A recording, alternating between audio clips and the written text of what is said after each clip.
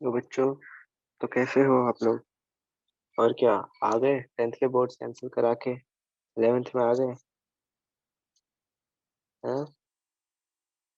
और बताओ, क्या चल रहा है सब? अच्छा, अकाउंट्स पढ़ने आए हो? अकाउंट्स पढ़ने आए हो तो अकाउंट्स की डेफिनेशन तो पता होगी, या वो भी बतानी है? तो बतानी है। चलो कोई नहीं, पढ़ते हैं, चलो स्टार्ट करते हैं। चलो 11th में अकाउंट्स के आपके टोटल 17-18 चैप्टर्स हैं, और हम सारे एक एक करके करेंगे। अकाउंट्स में एक चीज होती है, सबसे जरूरी होती है न्यूमेरिकल्स। और अगर न्यूमेरिकल्स तुम्हें करने हैं तो उसके लिए पहले 5 चैप्टर्स की थ्योरी आनी बहुत जरूरी है। उन थ्योरी के बिना तुम न्यूमेरिकल्स कर ही नहीं सकते, इसलिए थ्योरी ध्यान से समझना, न्यूमेरिकल्स तभी होंगे। ठीक है, चलो पहला चैप्टर शुरू करते हैं, इंट्रोडक्शन टू अकाउंटिंग। आज जितना हो जाएगा उतना ही करेंगे, ज्यादा नहीं पढ़ेंगे, पहली क्लास है इसलिए।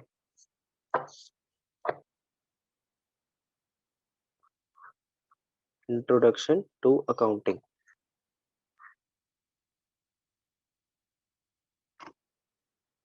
तो meaning and definition of accounting, अब आप मेरे साथ पढ़ोगे।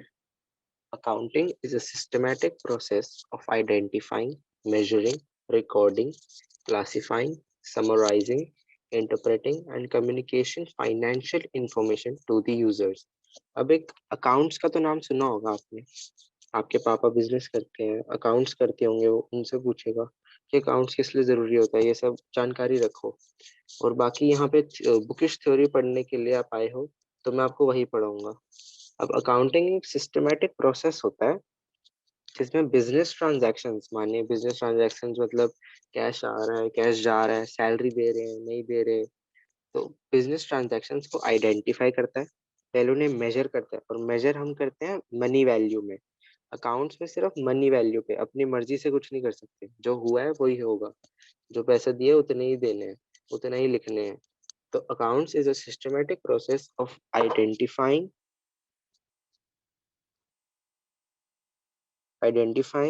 Measuring, recording. अकाउंट्स में आप चीजें रिकॉर्ड करते हो।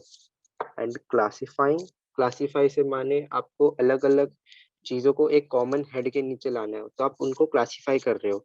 एंड समराइजिंग, ईयर के एंड में आपको सारी चीजें समराइज करनी है, जैसे लास्ट में चैप्टर को समराइज करते हैं जो हम भी करेंगे। वैसे आपको ईयर के एंड में सब कुछ, सारे अकाउंट्स आपको अपने समराइज करने हैं। और इंटरप्रेटिंग का मतलब तो आपको पता ही होगा कि उससे क्या इन्फर करते हैं, बिजनेस इन्फो, कि हमें अच्छा क्या गलत हुआ, हमसे क्या सही हुआ, ये सब अकाउंट बताता है। And communicating financial information to the users.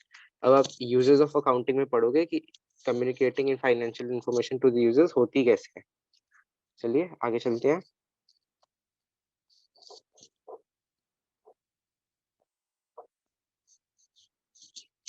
तो एज पर American Institute of certified public accountant, एक अमेरिका में इंस्टीट्यूट है सर्टिफाइड पब्लिक अकाउंटेंट, उन्होंने भी अकाउंटिंग की थ्योरी दे दी। अपनी अपनी देते रहते हैं, सब हमारा काम बढ़ा देते हैं याद करने का। अब उनकी भी पढ़ लेते हैं, चलो। Accounting is the art of recording,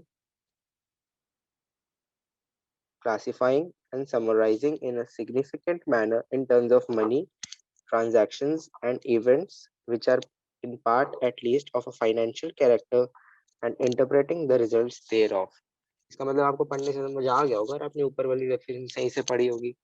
accounting is art of recording, recording वही, ये सब कुछ चीजें रिकॉर्ड करनी होती है। क्लासिफाइंग मतलब उनको ग्रुप में डालना होता है। एंड समराइजिंग मतलब आपको समराइज करना होता है एंड में, in a significant manner in terms of money. जो आपको मेजरिंग टर्म बताया था उन्होंने इसको टर्म्स ऑफ मनी कर दिया। इन ट्रांजैक्शंस, आइडेंटिफाइंग को यहाँ पे उन्होंने वर्ड दे दिया ट्रांजैक्शंस, डेफिनेशन सेम है, फॉर्म बदल गया बस।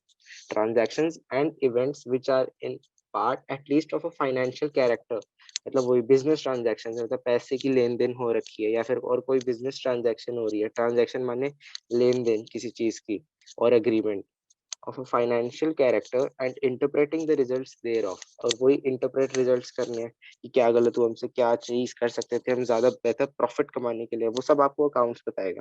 तो एक इन्होंने भी ये डेफिनेशन दे दी।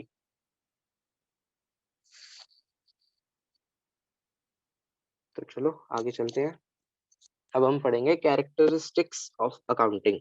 अकाउंट्स के क्या कैरेक्टरिस्टिक्स होते हैं, क्या फीचर्स होते हैं उनके। पहली कैरेक्टरिस्टिक होती है identification of financial transactions and events. वही जो मैंने आपको बताया, बिजनेस ट्रांजैक्शंस को आइडेंटिफाई करनी होती है।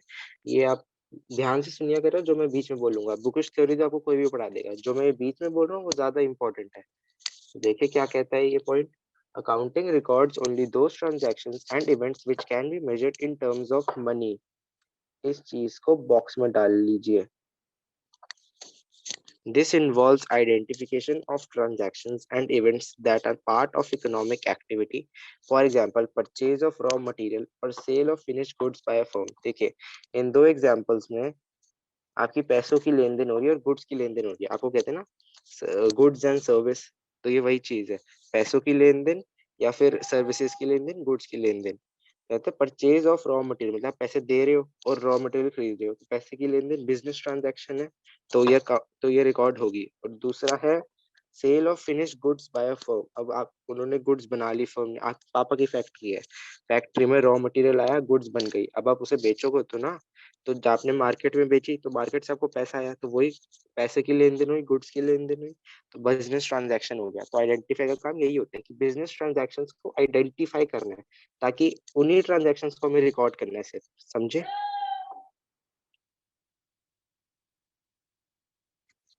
चलो दूसरा पॉइंट है measuring the identified transactions. Accounting measures the financial transactions and events in terms of money. अब जो ऊपर वाले स्टेप में, फर्स्ट स्टेप में ये जो है, हमने इसमें जो ट्रांजैक्शंस आइडेंटिफाई करी है, अब उनको हम मनी वैल्यू में लिखेंगे। अकाउंट्स में आप कभी खुद से नहीं लिख सकते, जो इस ट्रांजैक्शन की हुई है आप वही लिखोगे, जिस ट्रांजैक्शन की वैल्यू है आप वही लिखोगे। तो मेजरिंग द आइडेंटिफाइड ट्रांजैक्शंस का मतलब है accounting measures the financial transactions and events in terms of money. आपको इसको मॉनेटरी वैल्यू, जैसे इंडिया के अकाउंट्स बना रहे हैं तो आपको रुपी में वैल्यू करनी पड़ेगी, बाहर के अकाउंट्स बना रहे हो तो आप डॉलर पाउंड में वैल्यू करोगे उसकी, समझे। आगे चलते हैं। थर्ड है आपका recording. Accounting is the art of recording business transactions of final nature in the book of original entry, that is journal, which can be further subdivided into six parts like purchase book, sales book, space purchase return, sales return, cash book and journal proper. ये सारी ना examples होती है। अब accounting starting से देखें तो accounting is the art of recording business transactions of a financial nature in the book. अब रिकॉर्डिंग का मतलब क्या हुआ था, मैंने बताया था आपको, जब उनको मनी वैल्यू में कर लिया है हमने और उनको जब आइडेंटिफाई कर लिया, मनी वैल्यू में आइडेंटिफाई कर लिया, तो हम उसको रिकॉर्ड करते हैं। तो हम सबसे पहले एंट्रीज रिकॉर्ड होती है, ट्रांजैक्शन रिकॉर्ड होती है in the book of original entry, जिसे कहते हैं हम जर्नल। ये आप पढ़ोगे आगे, आपका 8th चैप्टर है शायद बुक का, 11th की बुक का 8th चैप्टर है, और उसके आगे आपका 10th चैप्टर है सब्सिडरीज ऑफ जर्नल, तो ये उसमें पढ़ोगे ये। अब जर्नल 6 पार्ट्स में आगे डिवाइड होती है, purchase book, sales book, purchase return book, sales return book, cash book and journal proper. ये सब आप बाद में पढ़ोगे, इस पे अभी ध्यान देने की बिल्कुल जरूरत नहीं है, आप बस रिकॉर्डिंग का मतलब समझिए।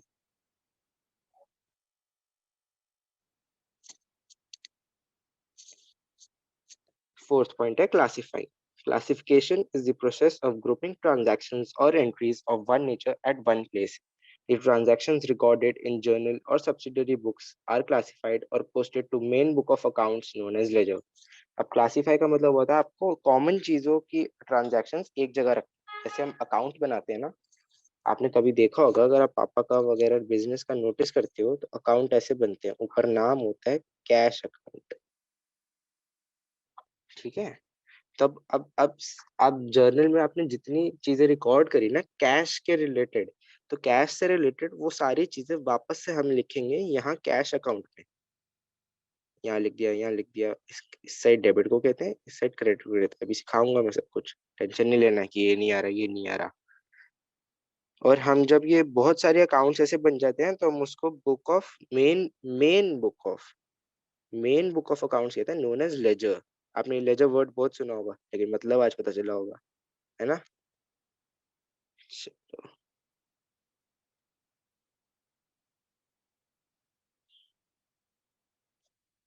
फिफ्थ पॉइंट है summarising. This involves presenting the classified data in a manner which is understandable and useful for internal as well as external users of accounting. अबे internal and external users कौन होते हैं भाई भैया? तो ये होते हैं जो अकाउंट्स की फाइनेंशियल इंफॉर्मेशन को यूज करते हैं। ये भी आगे पढ़ेंगे, इस पे ध्यान मत दो ज्यादा। This process leads to preparation of the following statements of known as final accounts. अब मैंने आपको बताया था कि साल के एंड में होता है समराइजिंग, तो ये यहाँ पे नाम आ गया known as final accounts. Final चीज क्या होती है? जो एंड में होती है। तो तीन तरह के फाइनल अकाउंट्स बनते हैं हमारे। पहला होता है ट्रायल बैलेंस। ट्रायल बैलेंस अभी आपको सब पढ़ाएंगे, सबके अलग अलग चैप्टर हैं, अभी आप सिर्फ मतलब जान लीजिए। It checks the arithmetic accuracy. ये आपकी अकाउंट्स में देखो इतनी सारी मनी वैल्यू की चीजें आएंगी, तो आपको एक्यूरेसी भी तो करनी है ना। मैथ से तो गलती होती है सबसे। तो trial balance it checks the arithmetic accuracy. दूसरा है trading and profit and loss account. अब ये आपको ये मेन अकाउंट होता है, इससे बताते हैं आपको प्रॉफिट कितना हुआ, लॉस कितना हुआ। It provides gross profit, gross loss, net profit, net loss. अब ग्रॉस प्रॉफिट और नेट प्रॉफिट में भी डिफरेंस होता है, ये सब आप आगे पढ़ोगे। तो लेकिन ये trading and profit loss account ये सब ये बताते हैं, ये चार चीजें आप लिख लीजिए, साथ साथ में नोट्स बनाते रहिए जरा। और तीसरी चीज है बैलेंस शीट। अब आप कोई किसी भी कंपनी से पूछोगे ना आप कैसा परफॉर्म कर रहे हो पिछले ईयर में, वो आपको अपनी सिर्फ बैलेंस शीट दिखाएगी। देखो लिखा है ना, it provides financial statement. Financial statement मतलब उस कंपनी की वेयर अबाउट्स की, कितना कमाती है, उसकी एसेट्स क्या है, लाइबिलिटीज क्या है, मतलब उसकी स्ट्रेंथ क्या है, कैपिटल कितनी है, कितना कैश है उस पे, ये सब बैलेंस शीट बताती है। सबसे इम्पोर्टेंट फाइनल अकाउंट है जो हर जगह दिखते हैं लोग।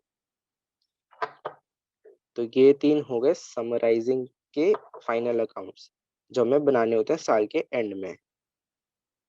छठा है analysis and interpretation. Analysis and interpretation of data is carried out to make meaningful judgement of the profitability and financial position of business, thus plan for future in a better way.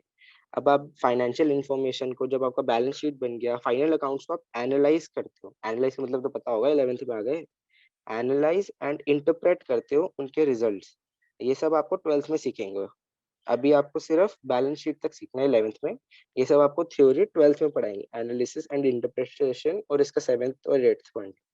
अब ये carried out to make meaningful judgement of the profitability and financial position. Financial position मतलब business कहाँ खड़ा हुआ है market में, of business and this plan for future in a better way. अब accounts आपको फ्यूचर के लिए प्लान ज्यादा अच्छा करने के लिए इजाजत दे देता है, कि अकाउंट्स में आपको सब दिखता है कि हमारी इस बार सेल कितनी हुई, कहाँ रह गए हम, क्या गलत हुआ हमसे, तो उससे आप plan for future in a better वे कर पाते हो। इसलिए अकाउंट्स जरूरी होते हैं बिजनेस में। 7th point है communicating. Finally, the accounting function involves communicating the financial statements timely so that appropriate decisions can be taken by its users. अब अकाउंटिंग इंफॉर्मेशन के यूजर्स होते हैं बहुत सारे, वो भी पढ़ेंगे आगे इसी चैप्टर में। तो हमें उनको ये फाइनेंशियल इंफॉर्मेशन अकाउंट्स की जो बनाई है हमने हमें उसे कम्युनिकेट करना पड़ता है, ताकि वो उस हिसाब से अपने डिसीजंस ले पाए। समझे? चलते हैं आगे। अब हमारा ये कैरेक्टरिस्टिक्स ऑफ अकाउंटिंग खत्म होता है। अब हम चले गए हैं objectives of accounting. Objectives of accounting, अब इनका मतलब क्या होता है, आइए देखते हैं जरा।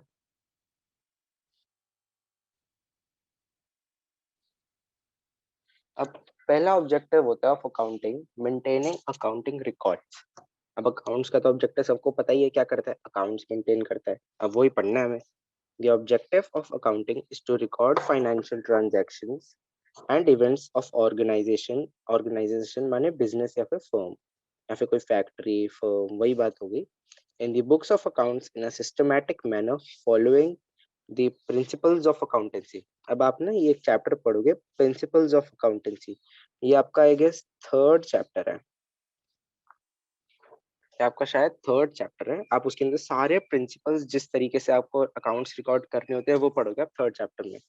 और अकाउंट्स तो सिस्टमेटिक मैनर में हो नहीं है, सिस्टमेटिक मैनर में नहीं होंगे तो आपका अकाउंट्स गलत हो जाएंगे। सेकंड है आपका determining profit and loss. Another objective of accounting is to determine that net results or transactions for a period. For this purpose, trading and profit and loss account is prepared. जैसे आपने पीछे पढ़ा था ना summarising के point में कि trading and profit and loss account बनाया क्यों जाता है, इसी चीज के लिए बनाया जाता है, डिटरमाइनिंग प्रॉफिट और लॉस.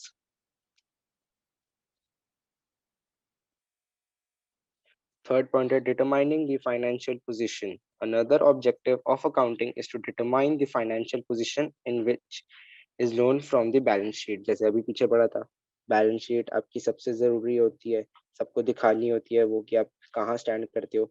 वही चीज इसने बोल दी, determining the financial position of the business.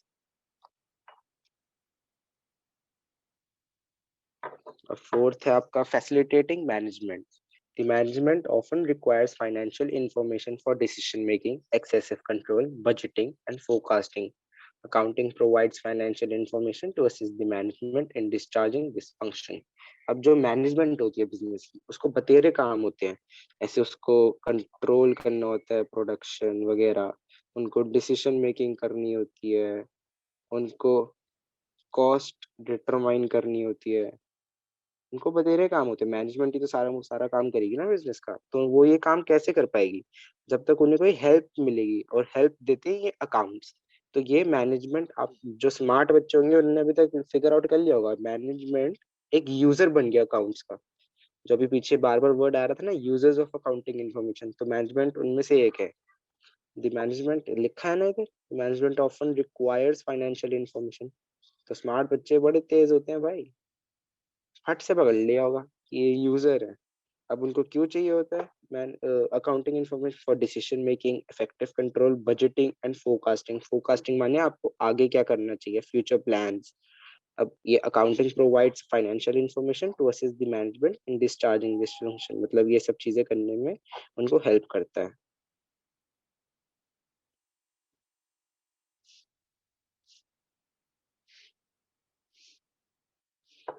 Providing accounting information to users, वही चीज आ गई, दो दो पॉइंट बना देते हैं, हमारा काम बढ़ा देते हैं लर्न करने का. Yet another objective of accounting is to provide accounting information to users, both internal and external, who analyze them as per their needs. अब आप बाद में पढ़ोगे internal and external users के difference, उनके examples आगे वाली क्लास में शायद आज ही पढ़ोगे. अभी देख लेंगे कितना टाइम बचेगा, शायद आज ही पढ़ा दूंगा ये भी, आपका कुछ छोड़ूंगा नहीं बीच में. चलो चौथा पॉइंट है फैसिलिटी, नहीं ये तो वापस से आ गया. 6 पॉइंट पढ़ने में, protecting business assets.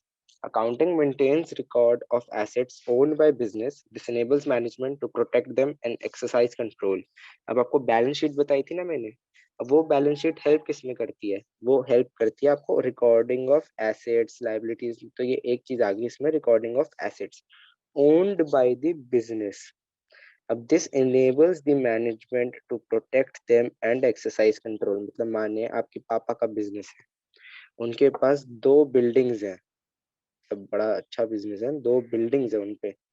अब 2 बिल्डिंग्स उनको कैसे याद रहेगा 10 साल बाद की मेरे पे 2 बिल्डिंग्स थी, ये फ्लोर थे उनके.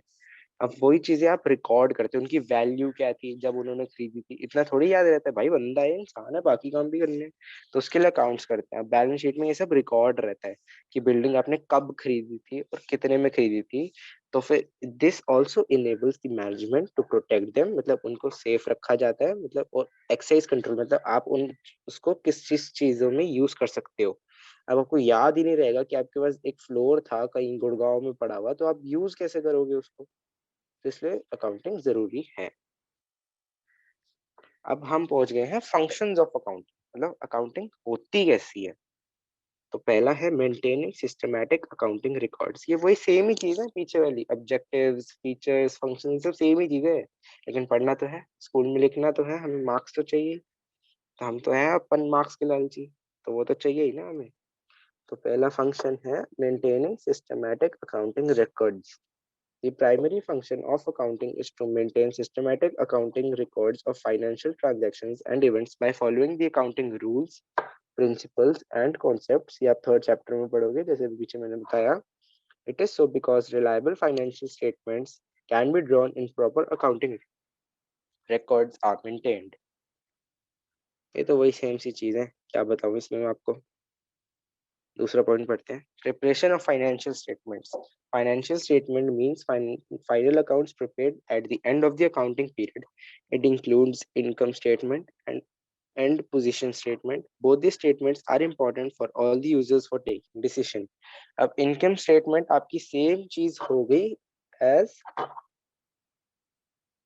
गेस गेस बैलेंस शीट का दूसरा नाम आ गया ये इनकम स्टेटमेंट। इनकम स्टेटमेंट को हम और क्या कहते हैं, P and L account. P and L account क्या था आपका, प्रॉफिट एंड लॉस अकाउंट, जो भी पीछे पढ़ा हमने। अकाउंट का ये साइन होता है, देख लो मैं बार बार लिखूंगा कहीं बहक जाओ कि ये क्या चीज है। और आपका ये पोजीशन स्टेटमेंट नाम से पता चल रहा है, दूसरा नाम है इसका बैलेंस शीट। ठीक है।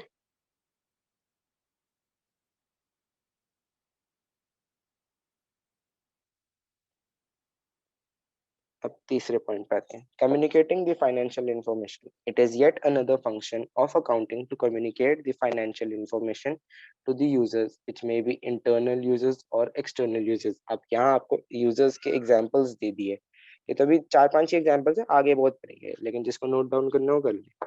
सच as management, banks, employees, government authorities etcetera. इन सब लोगों को आपको फाइनेंशियल इंफॉर्मेशन अपनी देनी पड़ती है। Meeting legal requirements. Accounting records are accepted as evidence by the court of law if they are maintained systematically following the accounting rules, principles, and concepts. Companies Act, Income Tax Act, GST Act, etc. require submission of returns in the form and period as described in the law. The returns can be submitted if the accounting records are maintained systematically and timely. अब आप accounts record करते हो, financial statement बना ली, balance sheet बना ली। अब आपको आपने कितना कमाया, प्रॉफिट कितना हो, उसका इनकम टैक्स तो लगेगा ना। अब वो भी इनकम टैक्स आपका अकाउंट्स में ही रिकॉर्ड होगा, और वो इनकम टैक्स आपको जीएसटी कितना लगा, जीएसटी फाइल रिटर्न, जो आपने पापा को कॉमनली टर्म सुना होगा अपने, अगर बिजनेस है तो income tax, GST file return, ये सब आपको देना पड़ता है गवर्नमेंट को। आप गवर्नमेंट को कब दे पाओगे, जब आपके अकाउंट्स ढंग से बने हुए होंगे, following the principles and concepts of accountancy. जब आप इस तरीके से ढंग से बनाओगे और उनको सबमिट करोगे गवर्नमेंट में, तो आप ये income tax and GST file submissions कर पाओगे।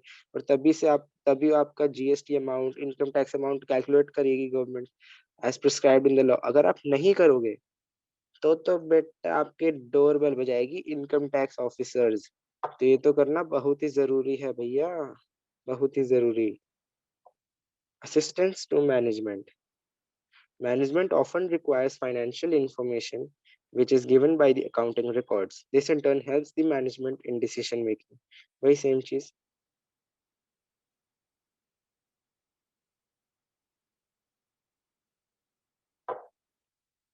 अब हम पढ़ते हैं अकाउंटिंग प्रोसेस। अकाउंटिंग स्टार्ट कहाँ से होती है, एंड कहाँ से होती है, उसके बीच का पार्ट क्या होता है, बॉडी क्या होती है।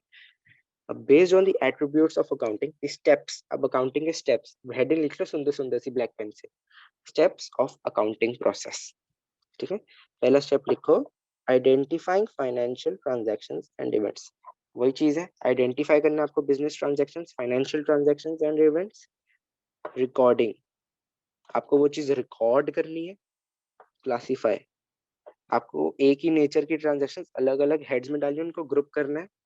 समराइज, लास्ट के फाइनल अकाउंट्स बनाने हैं आपको, जो तीन, trading and P and L account, balance sheet and trial balance. Summarising का पार्ट वो होता है। एनालाइजिंग एंड इंटरप्रेटिंग, आपको एनालाइज करना है, इंटरप्रेट करना है रिजल्ट्स, कि क्या गलत हुआ हमसे, क्या सही हुआ, हमने ये ज्यादा करा कि ये कम करा। And communicating the information to the users, जो हमने अभी एक दो यूजर्स पीछे पढ़े। अब आपको एक सुंदर सी टेबल दिखाता हूँ, उससे ज्यादा अच्छा समझ आएगा। ये देखें, शुरू यहाँ से करता हूँ। फर्स्ट ये है, सेकेंड ये, थर्ड ये है, फोर्थ ये है, फिफ्थ ये है, सिक्स ये है। अब आप देख लो अकाउंटिंग के कितने स्टेप्स हो गए, फटाफट बोलो, सिक्स स्टेप्स हो गए। अब पहला स्टेप तो वही है सेम, अब तो आप भी प्रो हो गए होगे इसमें। फाइनेंशियल ट्रांजैक्शंस एंड इवेंट्स, जो आपने बिजनेस ट्रांजैक्शंस आइडेंटिफाई करी, उसके बाद आते हैं हम cash book, purchases book, sales book, purchase return book, sales return book, bills payable book, bills receivable journal book. इसको आप अभी पढ़ोगे। ये आपका जर्नल का पार्ट हो गया ऑलमोस्ट सारा। जर्नल, लेजर, ये सब इसमें आ गया। ठीक है, ये आप पढ़ोगे अभी। ये अकाउंट्स की मेन बॉडी है। अब ये आ गया फोर्थ स्टेप आपका, क्लासिफाइंग इनटू लेजर। क्लासिफाइंग का क्या होता है, एक ही चीज को, एक ही नेचर की आइटम्स को एक हेड के अंदर डालना, तो वो लेजर में डलता है। अब इससे आगे आ जाओ समराइजिंग। अब समराइजिंग वही फाइनल अकाउंट्स जिन्हें कहते हैं, trial balance, trading and P&L account, balance sheet वगैरह। अब इसके आगे आ जाओ, analyse and interpreting the results. आपको इंटरप्रेट करने अपने अकाउंट्स। इससे आगे आ जाओ, क्या करोगे अब उस जो आपने इंटरप्रेट करे रिजल्ट्स और अकाउंट्स बनाया, उसको कम्युनिकेट तो करोगे ना। And communicating to the users, accounting information is communicated to its users. इससे हमारी अकाउंटिंग होती है खत्म। समझ आ गए 6 स्टेप्स? फटाफट बोलो, आ गए ना? चलो आगे चलते हैं। जिसको भी नहीं समझ आया प्लीज रिवाइंड करके देख लेना।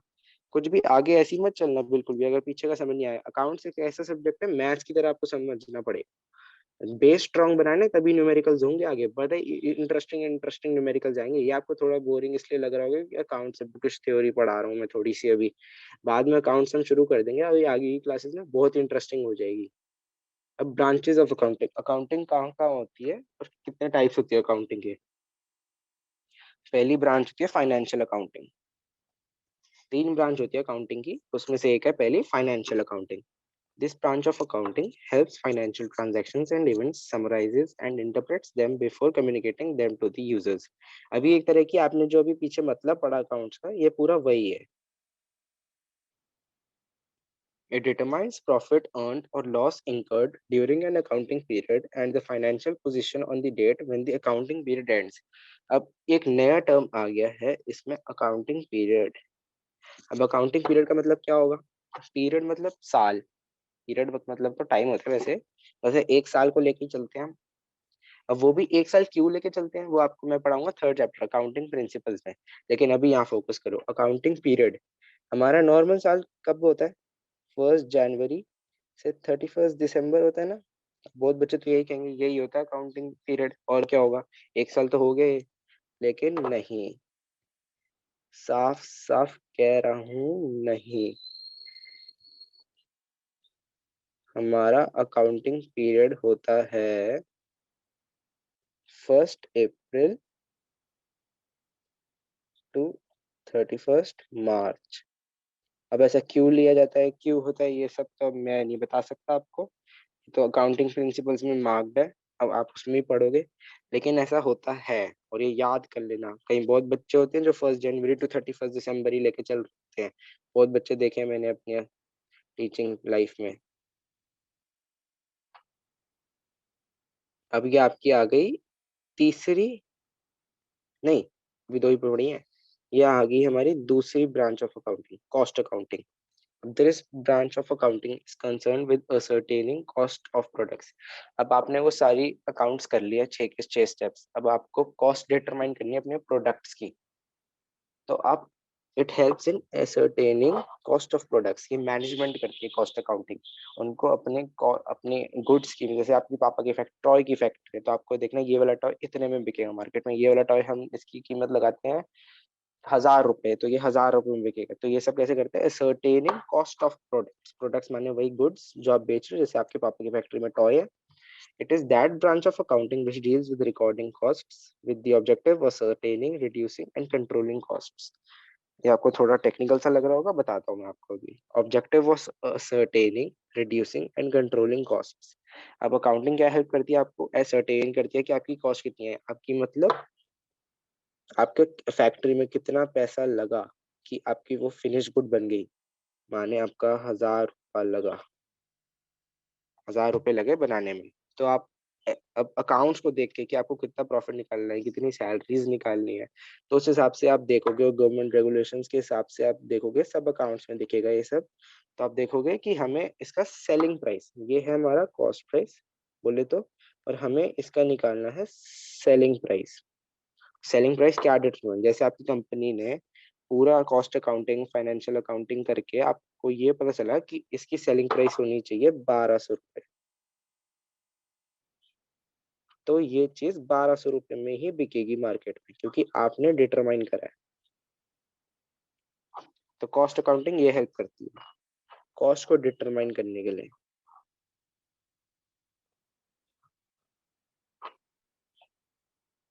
अब ये आ गई तीसरी branch, management accounting. This is the most recently developed branch of accounting, मतलब ये नई ब्रांच आई है अभी अभी, पहले नहीं थे ये, पहले पढ़ाता था 1-2 साल पहले, 3-4 साल पहले तो दो ही ब्रांच पढ़ाता था, नई ब्रांच खोल दी इन्होंने। ये भी पढ़ लेते भाई, हम हमें तो आता है, हम तो पढ़ेंगे। It is concern with generating accounting information relating to funds, cost, profits etcetera as it enables the management and decision making। अब बिजनेस के पास तरह तरह के फंड्स होते हैं, जैसे कोई बिजनेस है, जैसे कंस्ट्रक्शन कंपनी है, तो उसको फंड्स मिलते हैं, जैसे आपको पवेलियन फंड बनाना है, एक पवेलियन बनाना है क्रिकेट का, ये बिल्डिंग फंड है, स्पेसिफिक बिल्डिंग बनानी है इस फंड से, तो उस चीज की अकाउंटिंग है ये। कॉस्ट फंड्स, मतलब आप उस बिल्डिंग की कितनी कॉस्ट पड़ी, कितना सेल हुआ, कितनी सैलरीज गई, और फिर आप बेची किसने, कितने में एक एक फ्लोर बेचोगे, कितने में बिका, तो ये प्रॉफिट्स एक्सेट्रा आपको बाद में पढ़ाया जाएगा। As it enables the management in decision making, वही मैनेजमेंट को डिसीजन मेकिंग में हेल्प करते हैं। एक ही चीज बार बार लिखते हैं ना ये यार। अब हम पढ़ते हैं बुक कीपिंग एंड अकाउंटिंग। अब अकाउंटिंग नया टर्म है, बुक कीपिंग थोड़ा पुराना टर्म है। बुक कीपिंग आप माने तो थोड़ा लो स्टैंडर्ड टर्म है, अकाउंटिंग आपकी भाषा में थोड़ी हाई स्टैंडर्ड का है। अब हम पहले पढ़ते हैं बुक कीपिंग होता क्या है। हमने अकाउंटिंग तो पढ़ लिया पीछे इतना सारा, बुक कीपिंग तो देख ले क्या होता है, बुरा लगे कैसे। Meaning of book keeping, book keeping is a part of accounting being a process of recording financial transactions and events in the books of accounts। Accounting से सेम ही होता है लेकिन डिफरेंट भी होता है, वही तो देखना है, डिफरेंस समझना है ना, और सिमिलैरिटीज भी समझनी है। दिस बुक कीपिंग इन्वॉल्व्स, अब बुक कीपिंग ना, मैं आपको एक बहुत बढ़िया सा फॉर्मूला बताऊंगा, देसी फॉर्मूला अपना, उससे आपको बहुत जल्दी याद हो जाएगा। पहले आप ये 4 चीजें पढ़ लो। Identifying financial transactions and events, ये तो हमने पीछे अकाउंटिंग में की डेफिनेशन में भी पढ़ा था। Measuring them in terms of money, ये भी पढ़ा था। Recording the identified financial transactions and events, ये भी पढ़ा था। And classifying recorded transactions and events that is posting them into the ledger accounts, ये भी पढ़ा। अब इसकी डेफिनेशन भी पढ़ लेते हैं, दे देते हैं लोग अलग अलग। Bookkeeping is the art of recording business transactions in a systematic manner, इसमें बिजनेस ट्रांजैक्शंस एक सिस्टमैटिक मैटर में अरेंज होती है, रिकॉर्ड होती है। मीनिंग ऑफ अकाउंटिंग, अभी वापस से इसके साथ मैंने डाल दिया, आप पढ़ लो ताकि आप कंफ्यूज ना हो। Accounting is a wider concept that book keeping, देखो, accounts is a wider concept then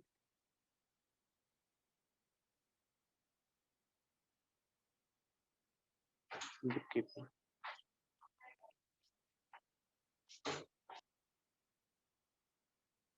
तो बच्चों, बुक कीपिंग का मतलब समझ गए आप लोग।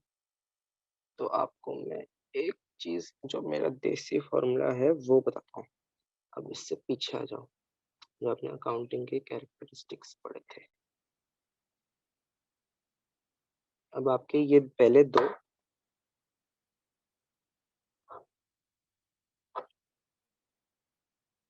तीसरा, चौथा, पांचवा,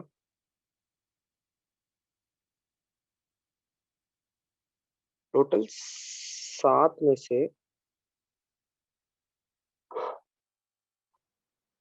आउट ऑफ 7, 1 2 3 4 5, ये जो स्टेप्स हैं, these are a part of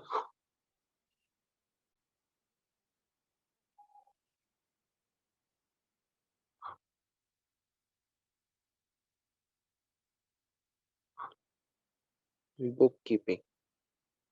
और अकाउंटिंग का पार्ट क्या है, उसमें 6th और 7th स्टेप्स भी इंक्लूड हो जाएंगे, तो वो पूरा अकाउंटिंग हो गया। और बुक कीपिंग है पहले 5 स्टेप्स, अकाउंटिंग के पहले 5 और छठा और 7वां भी।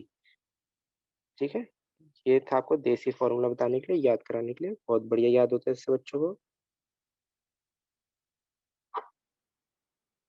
अब हम आप हो जाते हैं अपनी जगह पे, कहाँ थे हम, क्या थे, तो ये आ गया डिफरेंस आपका अकाउंटिंग और बुक कीपिंग में।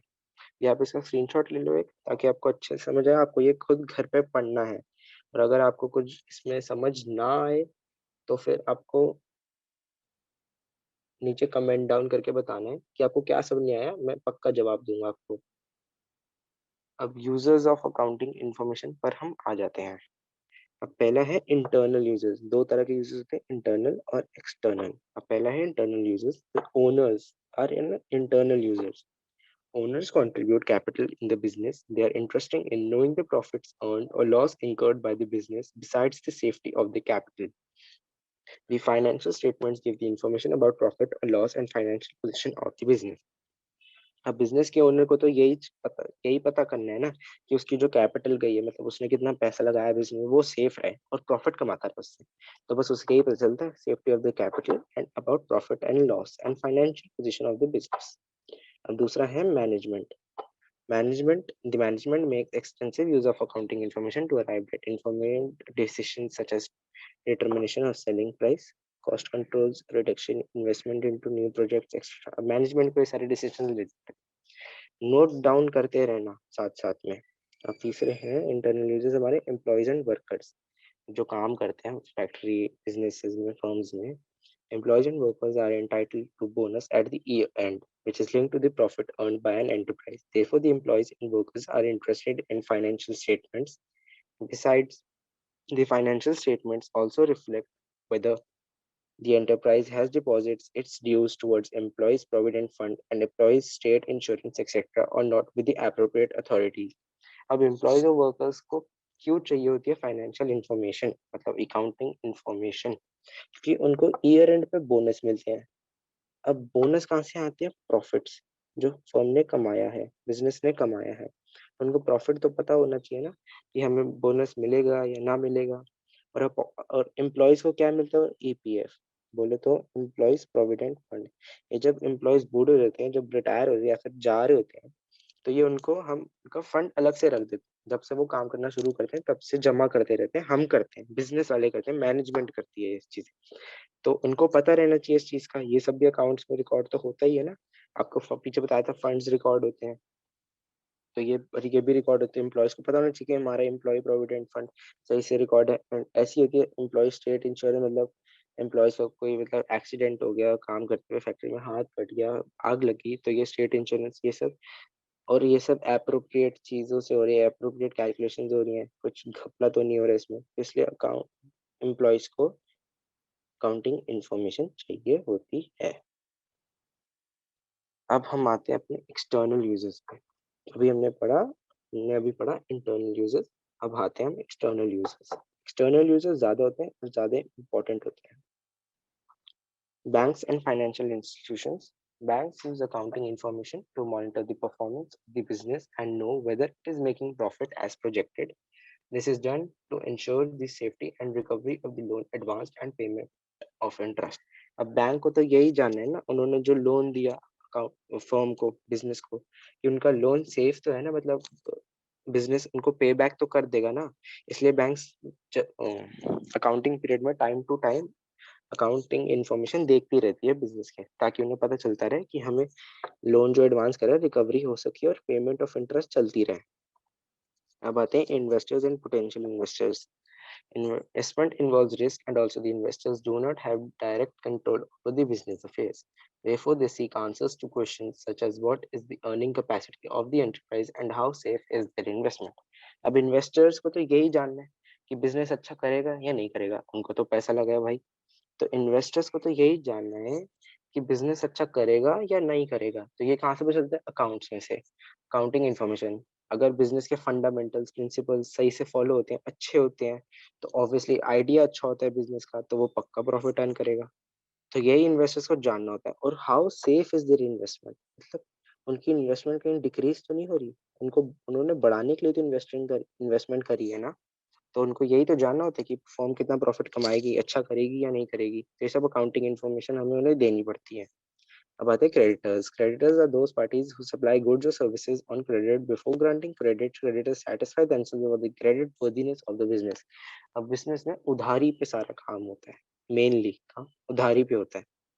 तो जो हमें उधारी पे सप्लाई गुड्स एंड सर्विसेज देते हैं, उन्हें हमारी अकाउंटिंग इंफॉर्मेशन चाहिए कि भाई ये माल आगे बेचेगी भी या कहीं और अंदर अफू चक्कर कर लेगी, ये ढंग से बेचती है, प्रॉफिट ढंग से कमाती है, तभी तो हमें जो हमने इनको कर्जा दिया है वो हमें देंगे ही वापस। Credit worthiness of the business मतलब कि अपना क्रेडिट कितनी जल्दी खत्म करते हैं, मतलब जो सर पे ब्याज है, लोन है, वो कितनी जल्दी उतारते हैं।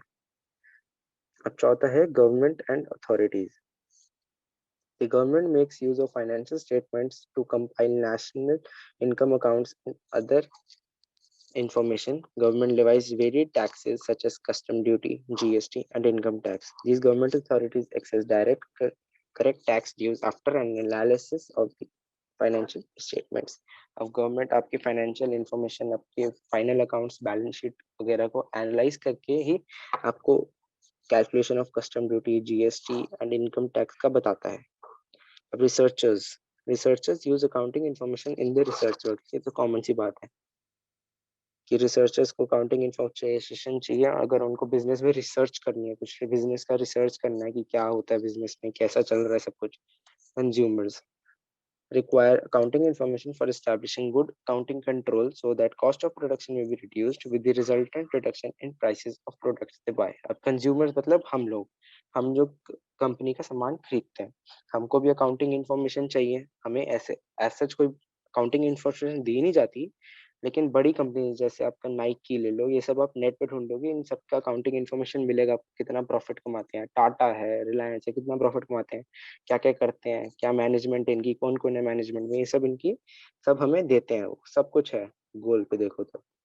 And establishing good accounting control so that cost of production may be reduce and resultant reduction in prices of products they buy. तो ऐसे उनको पता रहता है कि ज्यादा दाम तो नहीं बढ़ा रही कंपनी की, हमें ज्यादा पैसे देने पड़ रहे हो कि कंपनी में लिख कुछ और रखा है, मार्केट में बिक कुछ और रहा है, तो इसलिए कंज्यूमर्स को भी चाहिए। A public, they want to see the business running since it makes substantial contribution to the economy in many ways. Example, employment of people, patronage to suppliers, etc. अब एक बिजनेस है, वो एक सिर्फ ओनर को एम्प्लॉय नहीं करता, बतेरे employees को भी एम्प्लॉय करेंगे। पैट्रोनेज टू सप्लायर्स मतलब अलग अलग काम होगा, ट्रक ड्राइवर्स, ये सब कार्ट लोडर्स, इन सब का भी काम आएगा क्योंकि ये सब काम होते हैं बिजनेस में। तो उनकी भी एम्प्लॉयमेंट रिडक्शन, और ये अल्टीमेटली इकोनॉमी को बूस्ट करेगा। ये सब तो आप पढ़ के ही आए हो 10th में इको में, वही चीज है। जब बिजनेस चलेगा तो इकोनॉमी बूस्ट होगी, पैसे लोग लोग पैसा कमाएंगे तो इंडिया की जीडीपी बढ़ेगी। अब अकाउंटिंग दो सिस्टम से होते हैं, डबल एंट्री और single entry. Single entry system हम नहीं पढ़ते, वो बेकार होता है, पहली सुन लो, वो बेकार ही होता है। डबल एंट्री सिस्टम हर जगह एक्सेप्टेबल होता है, हम पढ़ेंगे भी यही। Double entry system of accounting is a system of accounting under which both debit and credit aspects of accounting are recorded। अब जैसे एक ट्रांजैक्शन होती है ना, उसके दो एस्पेक्ट्स होते हैं, दो एस्पेक्ट्स होते हैं, डेबिट एस्पेक्ट, एक क्रेडिट एस्पेक्ट।